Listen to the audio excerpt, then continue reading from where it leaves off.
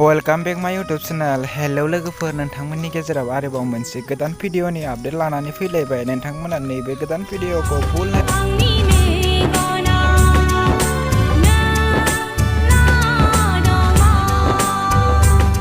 दासिमबो नैबे गोदान भिडिअखौ फुल नायाखै अब्ला नैबे आंनि भिडिअनि गेजेरजों नायनानै लादो। दिनैनि नैबे गोदान भिडिअनि आपडेटनि टाइटेलानो जादों गोरबोआव नोंनि। लोगोफोर, नोंथांमोना दासिमबो नैबे गोदान फुल भिडिअखौ नायाखै अब्ला नोंथांमोना नैबे आंनि भिडिअनि गेजेरजों नायनानै लानो हागोन।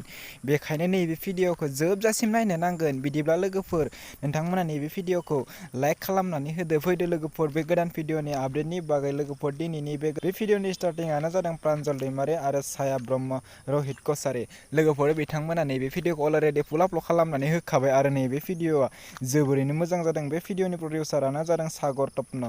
लोगोफोर, नैबे भिडिअनि मेथाइखौ रोजाबदों अमित सरकार आरो मरमि बाग्लारि। नोंथांमोना बिथांमोननि इउटुब चेनेलाव थांनानै नैबे गोदान भिडिअखौ नायहैदो। बिथांमोननि इउटुब चेनेलनि मुङानो जादों एक्सट्रिक प्रडाक्शन। लोगोफोर, बिथांमोननि इउटुब चेनेलनि भिडिअनि लिंकखौ आं डिसक्रिप्शनावबो होनानै दोनदों।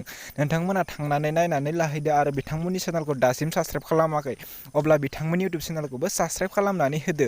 बेफोरबायदि गोदान गोदान भिडिअनि आपडेट मोननो थाखाय। बिदिब्ला लोगोफोर, दिनैनि बे गोदान भिडिअनि गुसुं आपडेटआ बेखिनियानोसै।